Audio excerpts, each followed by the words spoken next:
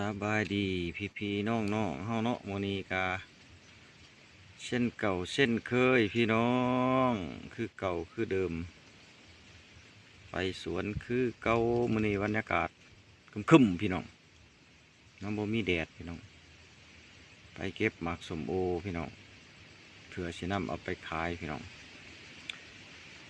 การแนวนี้แหละพี่น้องเนาะสู่ชีวิตเนาะคนเฮาเบาเรื่องการดำรงชีวิตนี่พี่น้อง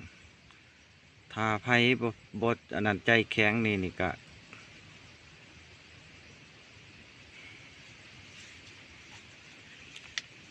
โอ้ยท้อเลยพี่น้องเนาะ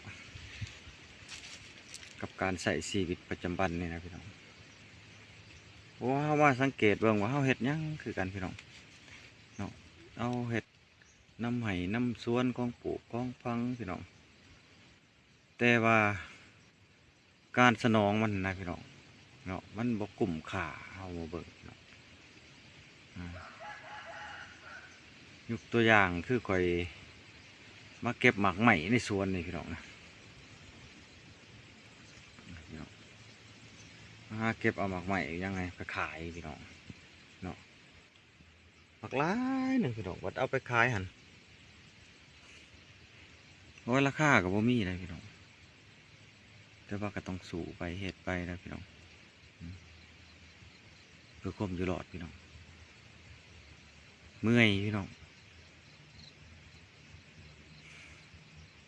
อันนี้แหละผู้เฒ่าว่าเฮาเป็นชาวไร่ชาวสวนนี่กรรมกรนี่นะพี่น้องเฮ็ดอีหยังได้ก็บ่มีค่าบ่มีราคาเนาะบ่คือของเขาคนหังคนมีนายทุนบริษัทนะพี่น้องอีหยังก็มีราคานะพี่น้องเนาะเบิ่งแต่ไม้จิบแขวฮะน้อยๆนะพี่น้องเนาะทงน้อยๆจักเท่าไรพันนะคือเฮานี่ไม่เป็นลำก็ยังบ่มีค่าพี่น้องเนาะโอ้มันเป็นน้ำเทคนิคเขาพี่น้องหัวสมองเขาดีพี่น้องเฮามันเฮียนบ่ถึงพี่น้องเนาะเฮียนบ่ถึงนี่ยังกะยาพี่น้องเอามานำใส่มุนใส่บ่ถึกระบบมันก็เลยกลับกลายเป็นของอัปประโยชน์เนาะบ่มีประโยชน์เนาะก็ธรรมดาดอกพี่น้องเฮาก็บ่ได้น้อยใจเนาะเพราะว่ามันพิธีชีวิตแต่ละคนมันบ่คือกันพี่น้องเนาะ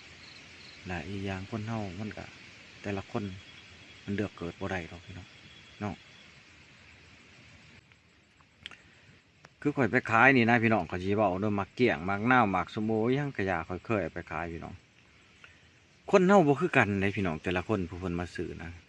คือข่อยเอาไปมื้อวานนี้เนาะเพิ่นว่าข่อยเอาไปวันนี้จังซี่แล้วข่อยเอาไปอีกมื้อนี้เนาะแต่ว่ามันพันธุ์ต่างกันนะพี่น้องกกมันต่างกันเถือกว่าพันธุ์แดงเถือกว่าพันธุ์ขาวไปเขาพันธุ์แดงไปพี่น้องไปเขาก็ซื้อกินนี่นะพี่น้องมาเขาก็ตีว่าโอ้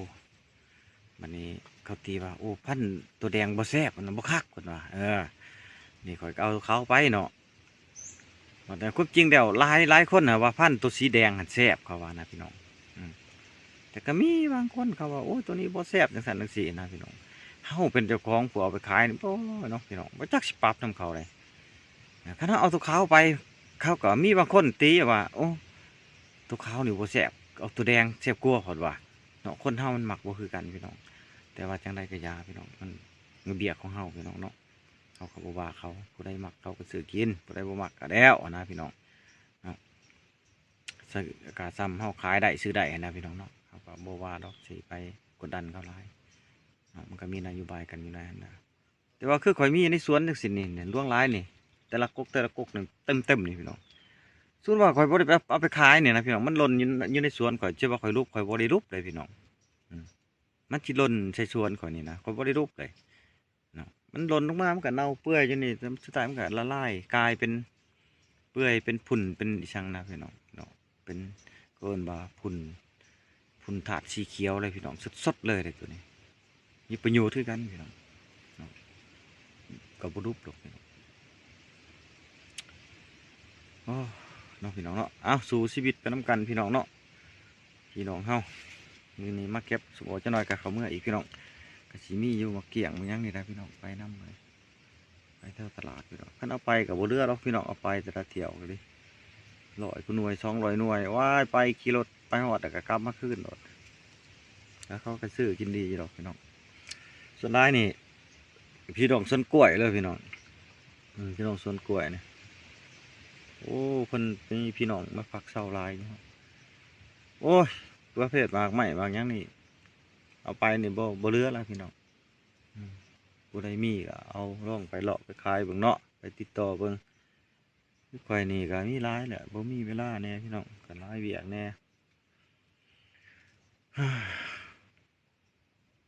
เอาพี่น้องเอ้ย